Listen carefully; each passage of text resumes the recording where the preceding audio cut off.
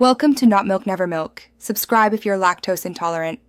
In this video, I will explain how to do division. Division is a fundamental arithmetic operation that helps us distribute a total quantity into equal parts. It's essentially the inverse of multiplication, allowing us to figure out how many times one number fits into another. We often see it represented with symbols like a forward slash or an oblique, which looks like a dash with two dots.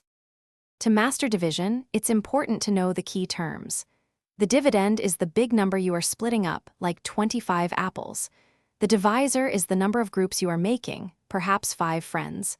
The quotient is your answer, telling you how many apples each friend gets. Sometimes there's a remainder, which is the amount left over that cannot be divided equally. Long division can seem tricky, but it follows a clear sequence of 5 steps. First, you divide the initial portion of your dividend by the divisor.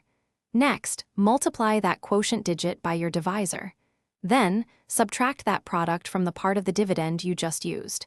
After that, bring down the next digit from the dividend. Finally, you repeat these steps until there are no more digits to bring down. Once you've completed a division problem, it's smart to check your work. Simply multiply your quotient by the divisor and then add any remainder.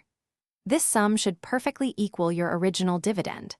Division is incredibly useful in everyday life, from splitting a restaurant bill among 4 friends to figuring out how many items you can buy with a certain amount of money.